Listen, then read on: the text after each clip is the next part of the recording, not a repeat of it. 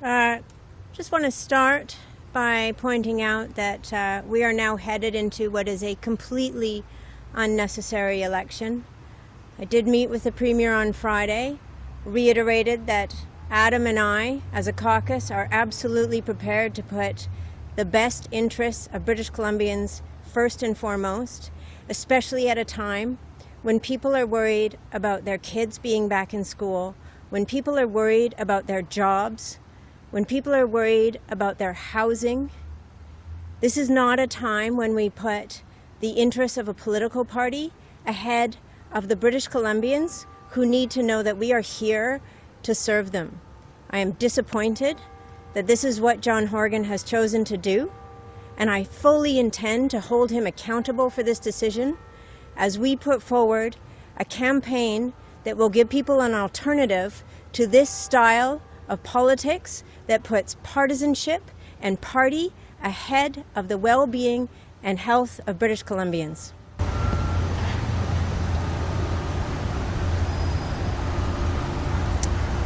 Questions?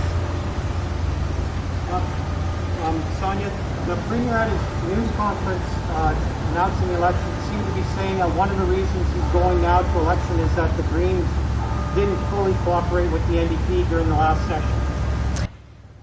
The confidence and supply agreement very clearly lays out that what we agreed to is we would support confidence bills and budget bills, and we have done that at every step of the way. We have supported every budget bill, we have supported every confidence bill. Nowhere in that agreement does it say we have to support every bill. Keeping a government accountable is one of the best things about a minority government. It is how we have better governance and better decision making. I am very pleased that we passed an amendment, and we communicated this amendment ahead of time to ensure that there was more transparency and accountability for spending. It's not appropriate for governments to move forward with special warrants. They need legislative oversight of spending. The NDP got in trouble with this in the 1990s. We weren't interested in having them bring that back. You might have to bring that over with the great song, the great music that was playing there. The bells toll for thee. Okay, sorry, I don't. we're waiting. Yeah. Just want to. Our first question from the phone is Christy Clark, Victoria Buzz. Your line is open. Hi, thank you. My question is kind of in line with the previous one. So John Horgan cited Andrew Wilkinson leaving the Green Party as a point of instability and implied that the change in the Green Party leadership will cause 12 more months of bickering. Do you think this is a justifiable reason for calling an election? We have just had what I think many people will recognize as an unprecedented level of cooperation in the BC legislature. We came back for an emergency session on March 23rd to pass $5 billion in spending, agreed to by all three parties. We had a summer session that was, again, unprecedented. We were able to govern through a pandemic in the interests of British Columbians. This has not been a time of instability in government. This has been a time of unbelievable cooperation and collaboration for the people of British Columbia. This is exactly what John Horgan should have continued doing. He has chosen not to. This is an irresponsible and unnecessary election that he's posing, and whatever excuses he's making up for it, let's be clear. This is about him and his party putting their fortunes ahead of British Columbians at a time when people are worried about their jobs, their financial security, their children, and their health. And they don't have the privilege that he has with an ongoing salary and a secure pension, and he has to realize that he is out of touch with reality for most British Columbians right now.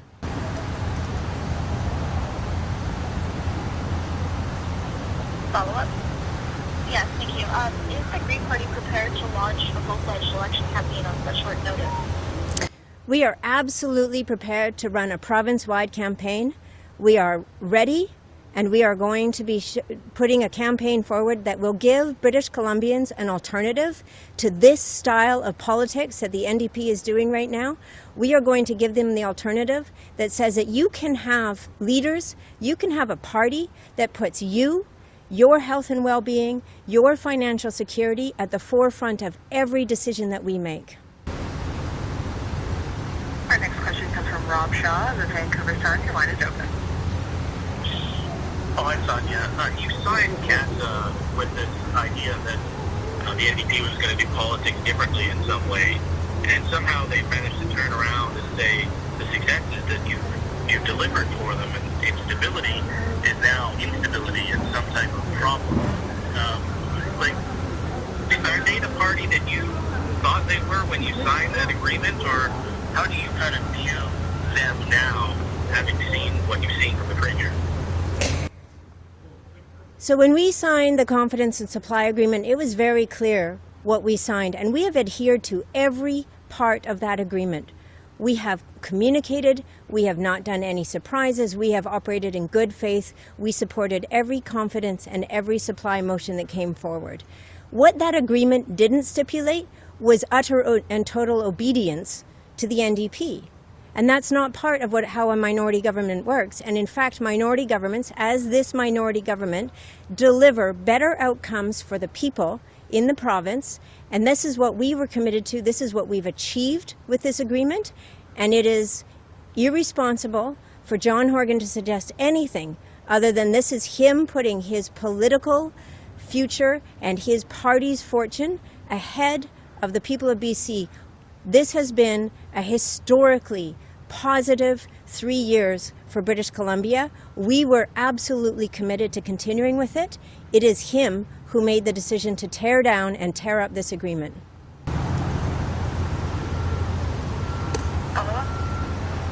Yeah, so if Mr. Horgan fails to achieve a majority in this election, another confidence and supply agreement or another partnership with the NDP off the table. After that, I mean, it doesn't look like the Greens are going to form government. So the question will be, who might the Greens support if we end up like last time? Are you willing to work with the NDP, or is it change your position going forward? I am not going to speculate on the outcome of this election. I am absolutely 100% focused on providing an option for British Columbians to vote for a party that will put them first, that will put their health and well-being first, that will put their financial security, their children's well-being, that will put teachers first, that will recognize that as we come out of the COVID-19 crisis, we also have to focus on averting the next crisis, which is going to be climate change driven.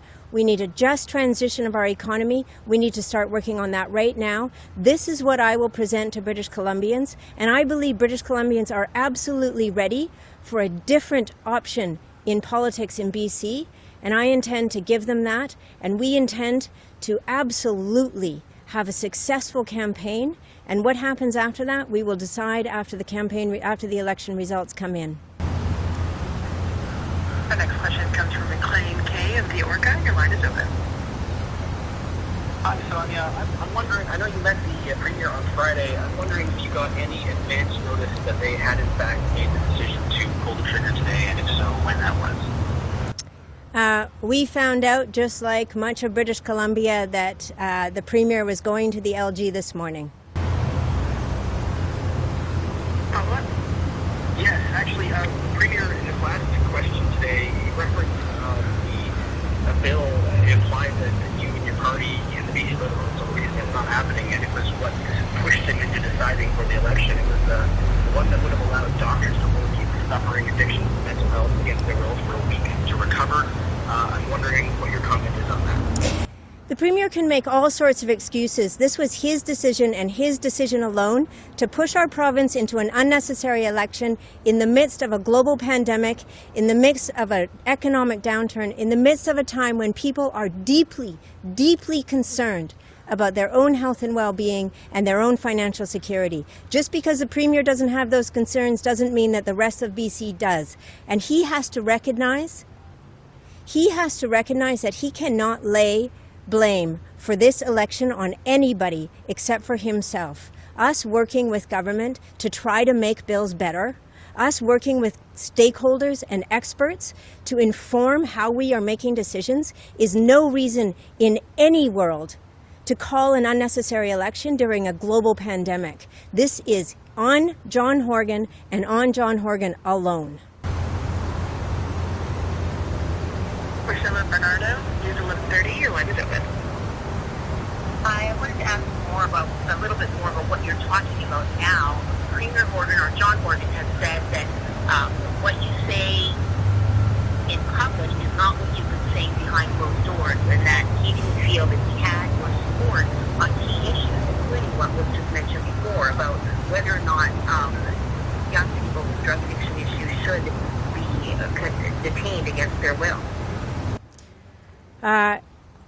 absolutely worked with government on this and absolutely identified a pathway forward. And I would say that if you want to talk about who can be trusted on their word, right now, the word of John Horgan, who just broke an agreement and who just broke the legislation to have a fixed election date, let's talk about whose word you can trust right now. We worked with experts, we worked with stakeholders, we worked in very good faith with government to find a pathway forward. Of course, we want what is best for the youth of this province. And if he was so interested in their well-being and ensuring that our youth are safe and healthy, he would have been putting the kind of energy and urgency into fixing the child welfare system in this province, which is absolutely the cause of why so many youth are facing problems with homelessness and addiction. Do you have a follow-up? Just to ask you what concerns you have about things that now, because we're in an election call, are not going to be accomplished because we have to wait 32 days for the results of that election. I am absolutely deeply concerned about what's not going to be accomplished because John Horgan has decided to throw an unnecessary election. People need to get back to work right now. The funding that was announced on Friday of last week or Thursday of last week needs to be moving forward right now. And there needs to be a lot more bold movements that are happening. We need to get young people back to work. We could have young people working to restore our natural environment so that we are ensuring that we have safe water in every community. We could have fuel load being removed from forests right now and people employed to do that. We could be moving with a mass mobilization of retrofits in every community in every region of this province, which would get people back to work and move us towards reducing our greenhouse gas emissions. There is no shortage and no lack of urgency for what needs to be done right now. I am so disappointed that this Premier, that John Horgan has decided that he's going to put his interests ahead of what absolutely urgently needs to be done while people are so desperately worried about their present situation, their finances, and their health. Our next question comes from Fran Yater of the Go. Your line is open. Oh, hi, Sonia. Just to follow up on a lot of the questions here, but if you knew today, in the beginning of summer, what would be resulting, the consequence of what's happening right now, would you have done anything different? No. I stand by the decisions that we have made. I stand by them because we made them in good faith.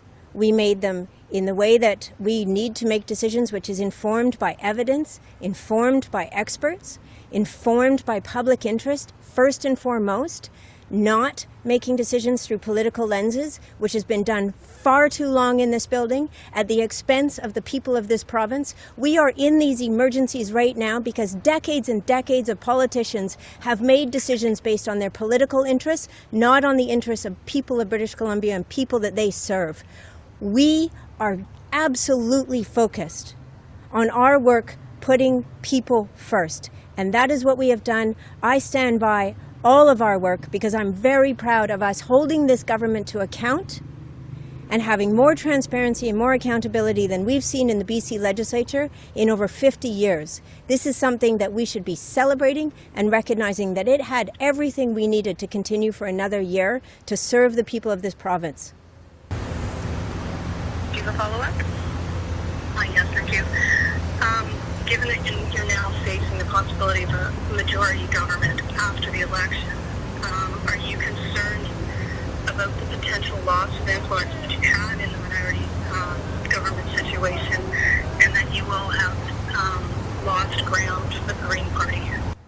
I'm absolutely focused on our campaign, which starts today. I am focused on putting a vision in front of British Columbians that will help them recognize that the BC Green Party is the party that they have been waiting for their whole lives. We are here, we are not like the other parties. I got into politics to serve and protect my community. I got into politics because I care about clean drinking water. I got into politics because I am so tired of how decisions are made in this place that don't put people and communities first, and that is absolutely what we will put forward to British Columbians in this election campaign. And I am excited about the campaign we're bringing forward. I'm excited about the candidates we have, And I assure you, we are focused entirely on our success in this campaign. Mary Brooks, Island Social Trends, your line is open. Several other jurisdictions in Canada and elsewhere in the world are holding elections during the pandemic without difficulty and, in fact, with higher voter turnout in many cases. So are you still insisting that a pandemic is no time for an election? I'm not insisting that it's no time for an election. I'm insisting that it's no time for an unnecessary election. In New Brunswick, the minority government could not come to an agreement on a budget. We just passed a budget in this House less than a month ago. We came to an agreement there was no need for an election. In Saskatchewan, they are adhering to their fixed election dates, which is what we should have done in British Columbia. So it's not that we don't have elections in a pandemic, it's that it is unnecessary to have this election in the midst of this pandemic while our COVID-19 numbers are rising, while teachers are concerned about their health and well-being, while people are feeling insecure about their finances and their housing. It's an unnecessary election. That is what I have a problem with.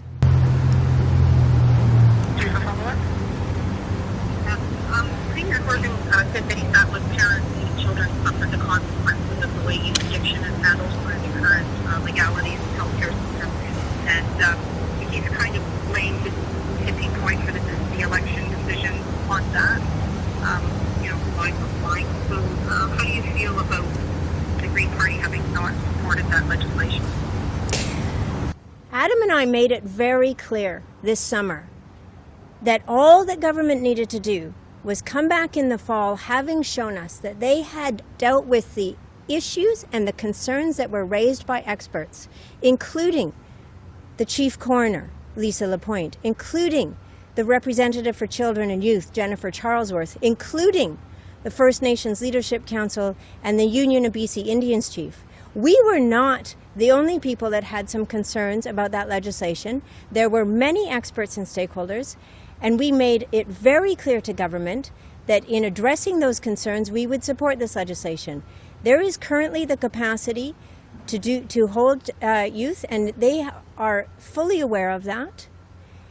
But if they want to be serious about treating youth and helping young people with addictions, they need voluntary treatment, they need psychological and counseling support, they need to have youth being served in their communities, and they need to address the issues with the child welfare system, which is absolutely where many of the youth who are facing housing, homelessness, precariousness, and addiction problems are coming from. This was the work that should have been done by this government for 3 years. They did not focus on that work, and for that I am deeply disappointed. Thank you for questions. Please press *1 on your touch-tone phone. Next question comes from Shannon Waters, DC Today. Your line is open. Hi, Sonia. The Premier implied that this election is going to put an end to partisan bickering that he says has been occurring, I guess, since the summer session happened. And that somehow after the election we'll emerge from this and things will be a lot more productive and a lot less partisan, and I'm wondering what your thoughts on that are. So I think the Premier is mistaking the role that elected officials need to play in the legislature, which is holding government to account, which is raising important questions, which is holding government to account on their record. He's mistaking that, which is our job in this legislature, with obedience. And there is nothing in the Confidence and Supply Agreement that says that we have to obey or that we have to agree with absolutely everything that the NDP put forward. And if the Premier thinks that a way to undo partisanship is to call an unnecessary election, I'm not sure what he's thinking. Because the way to undo partisanship is to get back to work in the legislature and serve the people of British Columbia, which he has chosen not to do. Follow-up? Yes, just on a slightly different topic. You were asked about work that is not going to happen or will be delayed due to this election call. And before the Premier's announcement this morning, the special Committee on Reforming the Police Act was having a meeting. It was set to receive a bunch of briefings this week from various experts and stakeholders on how to reform this legislation. That will now be stalled, possibly never restarted again. And again, I'm wondering about your reaction to and thoughts on that. I would look at the extraordinary record of what we've achieved in this 3-year session in the legislature. And the record that has been achieved with an incredible amount of legislation that serves British Columbians and policy that serves British Columbians. And as you point to, the committee work across all 3 parties addressing serious issues. So the police committee was brought together to address issues around systemic racism in our province. And they were underway in a nonpartisan way to bring forward solutions to that. And that work has been stalled. This is an example of what an unnecessary election is doing. We are stopping good work that is underway, and we are delaying good work that communities and people need right now because they are feeling so much uncertainty about their lives. And this is, again, an example of the irresponsible behavior and the kinds of outcomes that we're getting because of this unnecessary election. Our next question comes from Albert Van St. Ford of Business in Vancouver. Your line is open. Hi, Sonia. I was just wondering if you knew how many vacancies you guys had. Sorry, Albert, can you clarify your question? I was just wondering if you could tell me how many vacancies you guys have. Vacancies? Yeah. Do you guys have candidates for any? Oh, I see. You're asking about our candidate. We are well underway with getting candidates in place. We are well underway with getting our teams up and running. I had a fantastic meeting with riding associations across the province. They are energized, they have candidates ready to go, they have teams built, they have money in the bank, and they are very excited about having to get moving at this point, unnecessarily, but they're going to do it.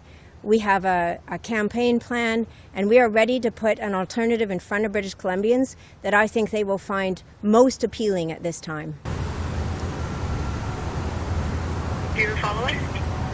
Yeah, do you have specific numbers on how many ridings you have candidates for? I don't have specific numbers right here, but I can tell you we intend to run a province-wide campaign. The next question comes from Andrew McLeod of the Tyee. Your line is open. Yeah, Sonia, related question to that last one. I'm wondering what kind of an equity policy is in place for candidate selection, whether there will be attempts to have more diverse slate than in past elections. So this is one of the problems with an unnecessary snap election, is that it undermines equity in all parties. And I would point to the troubles that the NDP are having with bringing in Nathan Cullen into a riding where an Indigenous woman was ready to run.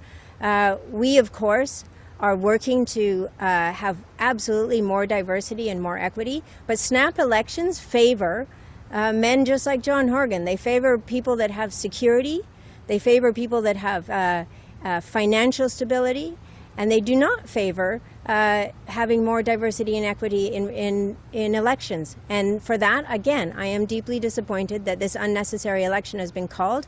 We are committed to bringing forward diverse slate of candidates, and we are working very hard to do that. You have had 3.5 years to work on that. I mean, is there a specific policy in place? I mean, I hear commitment, but is it in writing in some way? The party has been working on that and has been looking at, they have, I believe, put a policy in place.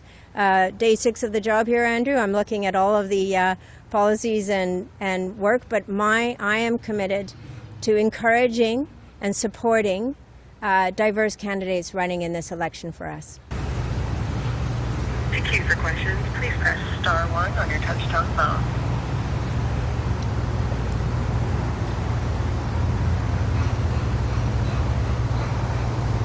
There are no questions on the phone at this time.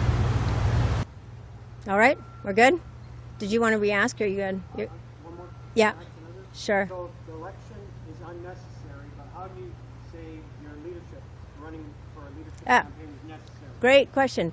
The reason that our leadership campaign was necessary, our leadership race was necessary, is that we did not have a leader.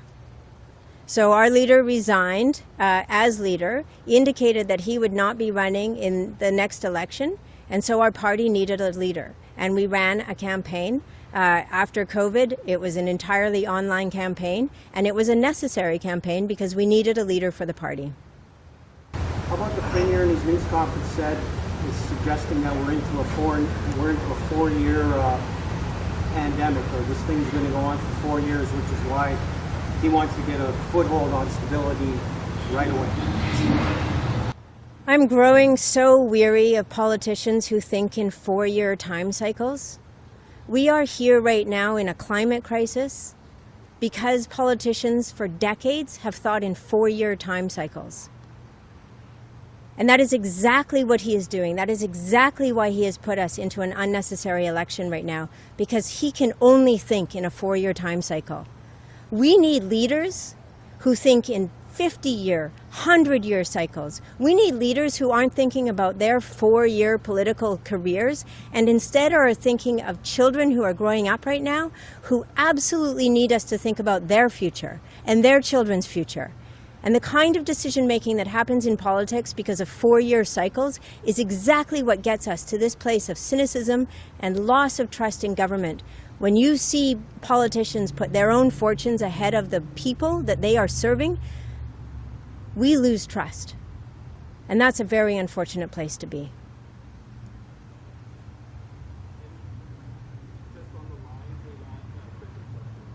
Sure.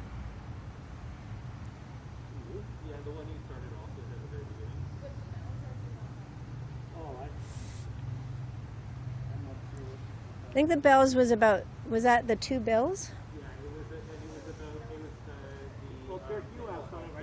Yeah. Yeah. It was your question, and I can remember what you asked, so I can just answer that. So at this point, for the Premier to suggest that 2 bills, which were not part of the confidence and supply agreement, are enough for him to call an unnecessary election during a global pandemic is unreasonable. It is irresponsible. He needs to be focused on the fact that people are worried about their housing, about their jobs, whether they can get a job. They're worried about their health. Teachers are worried about their health and well-being in the classroom. The fact that he wants to pretend that he is not wholly responsible for this election is completely untrue. This decision to call this election is John Horgan's decision and John Horgan's decision alone. And that is who should be and needs to be held to account for calling an unnecessary election in the midst of a global pandemic. One more question on the line? Mandy Wen, Fairchild Radio, your line is open. Hi. I'm just wondering, how would the Green Party prepare for the next month's election? So, as part of our leadership race, of course, we were generating interest and doubling our membership in the Green Party. We have been aware that in a minority government, there's always the possibility of an election. However, we've been so committed to the stability of this government for the last 3 years. And so we have riding associations, we have teams, we have a campaign team, and we are ready to present to British Columbians an alternative to the kinds of politics that have been dominating this province for far too long. Follow-up? No follow-up, thank you. Okay. Our next question comes from Mary Brooks, Island Social Trends. Your line is open. Yeah, my question is goes from progressive-leaning politics to the average voter. They see the Greens and the NDP elected perspective. And so what would be the difference in this election for someone to vote Green instead of NDP? So we are focused on what are the decisions that get us to a more stable, more secure, healthier province for everybody that lives here. That's what we are focused on. And so, for example, increasing subsidies to the oil and gas industry at a time when we are facing climate emergency is not an example of the kinds of politics that we need in this province right now. We are looking at how do we create a resilient, sustainable, healthy province for everybody in the entire province of British Columbia.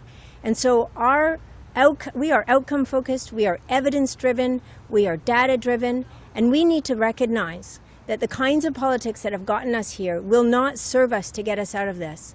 So people need to know that they are healthy in their communities, that there are supports for small businesses, that renters can afford to live where they live, that people can afford to pay their mortgages, that there's job securities for young people growing up who want to stay in their communities where they've grown up. This is what we're focused on, and these are the policies and platforms that we will bring forward as an alternative to the kind of politics that have dominated BC for far too long. Barry, do you have a follow-up? Thanks. Last one. So, Sonia, your strength is on Vancouver Island, South Vancouver Island yourself. How do you see the BC Greens performing around Vancouver Island as a key strength in the party? We're focused on running a province-wide campaign to put in front of British Columbians an alternative to what the other two parties represent. They represent backwards looking, we represent forward looking. And we will focus on every part of British Columbia in that, and of course build on the strengths that we have here, on the strengths that we have in Vancouver, where many Greens were elected in the last municipal election. And we will build on the strengths that we have in communities around the province who recognize that neither of the other two parties have served their interests for a very long time.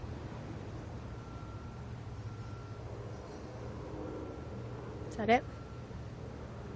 Okay. I think that's it? Okay. Thank you very much. Well, thank you for coming. This is an important day, and today, John Horgan chose politics over people. For no good reason whatsoever, we're now being forced into a general election that nobody in British Columbia wants except the NDP. The only reason for this general election is to try to secure the jobs of the NDP. So to make this completely clear, think about why we're having this election. It's not necessary. The goal for the NDP is to secure their own employment. So the picture here is that we've got a government that is cynical enough to put us through a general election in the middle of a pandemic. We need leadership. We need guidance. We need to make sure that this is a province where we can all prosper, not a province where petty politics gets in the way of health and economic security. We all know we're in a global pandemic. We all know that employment's at risk. We all know that people are worried about their health. Parents, teachers, school kids are worried about being at school. So this is a time for stability, not a time for politics. The Prime Minister has said this is no time for an election. It's a time for governments to govern. So we have to sit back and say, what are the values of a leader like John Horgan who would call a general election in the middle of a pandemic? Well, we're going to bring to this election an exciting vision for British Columbia, a chance to get ahead, a bold future, a place where we can all prosper. We'll be rolling out an exciting new team of candidates. We'll be talking about things that really matter to British Columbians, a bold plan, a plan to deal with the need for more employment, a plan to bring jobs back to British Columbia, a plan to build the economy and attract investment, a plan to deal with the nightmare of drug addiction that's dominating our streets these days, a plan to improve safety on our streets and stop the crime wave that's rolling over British Columbia, a plan to make it easier for mums and dads to work when they have kids, and a plan to build and secure housing all over British Columbia. It's going to be a bold plan. It's going to be exciting because we want to be the party that you choose to make British Columbia a better place. We're in turbulent times. Everyone knows that. We need to help and support each other. We need to work on this together. And this is not a time for cynical politics of division. This is a time to talk about a positive future for British Columbia, a place where we can all prosper, a place where we're excited to look into the future, a place where British Columbians can say, it's going to get better. We will get through this pandemic together, and we will be a society that values people no matter where they are, no matter who they are, no matter who their parents were, a society that takes care of each other as we move British Columbia through the pandemic and into an exciting new future. Because right now, we need to have a political party, a leader, and government that will restore confidence and rebuild British Columbia. And I'm excited now to introduce you to our team of candidates, and we have about a dozen of them on the screen. Hello, I'm Michael Lee. I'm running for re-election in Vancouver Langara, and I'm running because I believe that Andrew Wilkinson and our BC Liberal team are the best team to lead BC's recovery. We have a challenge in front of us, and we need to continue to ensure that our children and our families have a safe community to live in, and that we have the possibilities and the futures to bring back British Columbia in a strong economic recovery way, and a strong way for all our communities and the future of our families. Hi, everybody. I'm Corinne Kirkpatrick, and I'm running in West Vancouver, Capilano. I'm running because I sincerely believe that Andrew Wilkinson and the BC Liberals are best positioned and have the most experience to be able to lead us successfully through these unprecedented times.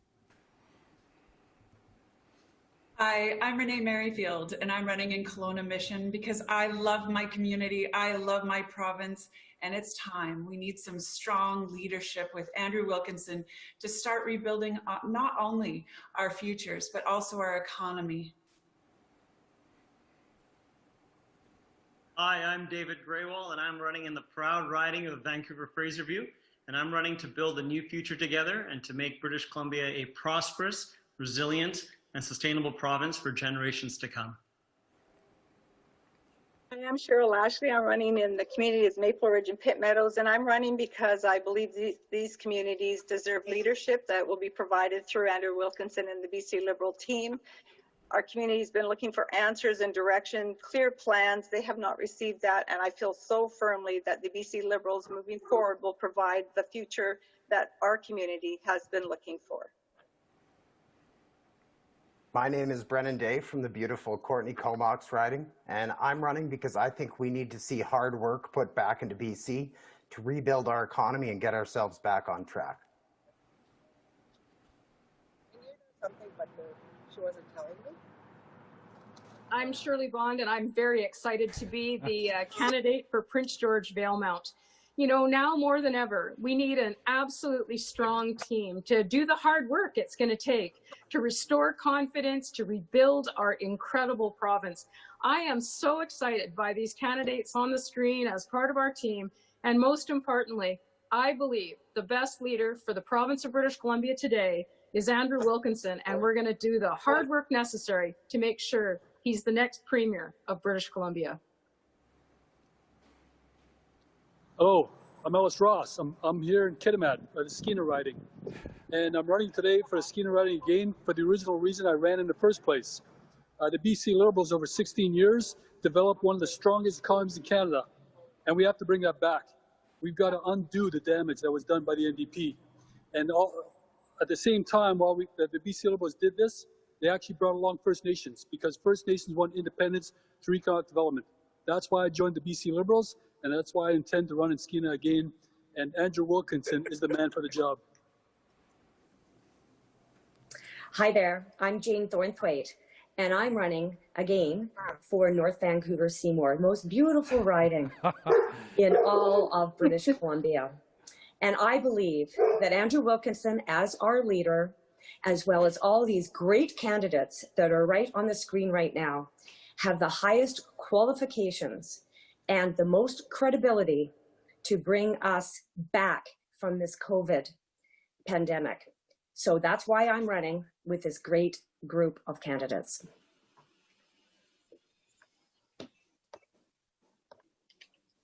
Hi, I'm Helen Poon. I'm running in Mid-Island Pacific Rim because I want to give everyone a voice and provide opportunity for all of BC.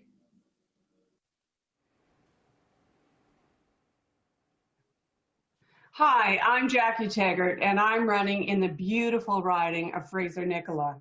I'm excited to be part of the team that Andrew Wilkinson has put together through the BC Liberals, and I'm excited to look to the future for British Columbia. The BC Liberal team under Andrew Wilkinson will bring us through a pandemic and provide the leadership to rebuild British Columbia.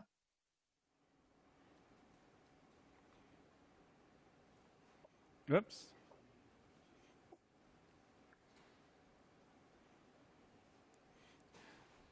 Figures I would do that.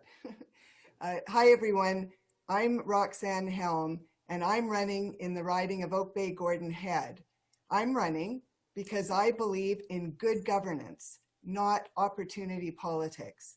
My word is my mantra. So thanks, everybody. I think we've covered the 12 people who've come forward today to say that they're going to be on our team. We'll have another 70-odd people coming along in the days to come. It's an exciting team, a very capable team, and they've decided to take this task on because it's very clear that there's one reason why the NDP are doing this, and that's because they're trying to secure their jobs. We have to be completely clear. The decision by John Horgan and the NDP to call this election at this time is not just irresponsible, it's just plain wrong. So we'll be looking forward to getting our bold plan and our vision for British Columbia out to British Columbians through whatever means we can during the pandemic, especially electronically. Some meetings will be held on the doorstep, but they'll be done very carefully within the guidance of Dr. Bonnie Henry so that we can move forward as British Columbians and make a decision on October 24th that leads to a brighter, prosperous, happier place where we will all be able to look forward to the end of the pandemic and a return to that kind of land of opportunity that we all came here for. So thank you for having us, and we look forward to questions from the media. We'll now take questions from the media. And as a reminder, to join the queue, please hit *1 on your telephone keypad. We have time for one question and one follow-up today. First up, we have Richard Zussman from Global. Andrew, I'm just wondering, do you believe when Horgan says that this is the best way to create a mandate and clarity that he is telling the truth to British Columbians in that? We've all got to wonder about the current Premier who has an ironclad deal with the Green Party to govern for another 13 months. When he passed a law providing for a fixed election date in October of 2021, and now he's torn that all to shreds for his own personal interests. Is this someone we trust? Is this someone who has the values that should be leading British Columbia? So it's a very important question that British Columbians will all be answering for themselves. Do we need this election at all? Why isn't it being held in October 2021? And what happened to the deal that he so solemnly signed and decided to rip up and throw away? Richard, do you have a follow-up? Andrew, are you worried about your lack of name recognition in the province, that you're going to have an uphill fight to introduce yourself to British Columbians in this campaign period? Well, I have complete confidence in British Columbians that they are deeply interested in who governs them at the provincial level, and they will take the time to learn what the platforms are of the two parties, to look at the team of candidates, and to look at the values of these parties. One ripping up a deal to keep stability in government for another year, and our party looking forward to a prosperous and bright future. So I'm confident that the word will get out, and I will get to know a lot more British Columbians, and they will get to know me. Next, we have Marcella Bernardo from News 1130. Go ahead. Hi, Andrew. I just wanted to see if you could explain if you think there has been enough time to convince voters that didn't vote for you last time that now they should. Well, the NDP have been in office for 3 years now. It's been a very messy story. They signed their coalition deal with the Greens, and now they've torn that up in a cynical way to try and get themselves re-elected.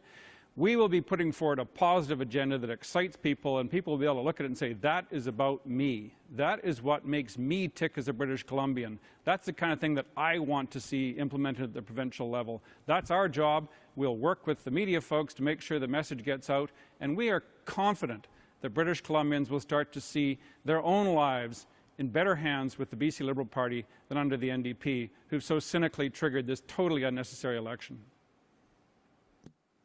Marcella, a follow-up? Yes, just to ask you, if you do lose this election, if John Horgan is confidently predicting that they will get a majority, is that when you're going to decide if you should step aside and let somebody else take over the leadership of the Liberal Party? Well, you go into politics with a sense of optimism. You shouldn't do this job unless you're an optimist. You're optimistic about the future of British Columbia. You're very optimistic about the team of people we've assembled. You have excitement about the future. British Columbia has been very good to my family since we came here when I was 4 years old, and I intend to pay that back as best I can by putting an agenda forward that will excite British Columbians and lead to that sense of optimism and opportunity that we all need right now. Next, we have Rob Buffum from CTV News, Vancouver Island. Go ahead. Oh, hi. I guess one of the things I'm wondering about is you talked about the bold plan that your party is going to be putting forward. Do you have concerns that the nature of this campaign is going to make it difficult to get that message out there as effectively as you ordinarily would in a non-pandemic campaign? I think we all know there aren't going to be big rallies, there aren't going to be big meetings. It's going to be a very different campaign. There'll be a lot of social media, a lot of reliance on the mainstream media that are at this conference today, and a lot of personal contact on the phone and with Zoom calls. It's going to be a very different campaign. It can be done, and we will get our message out through whatever means it takes. And I think you're going to find that our key messages are sufficiently dramatic and exciting that people are going to wake up and say, hey, I didn't know that. That's interesting. Let's go for that. Let's vote Liberal.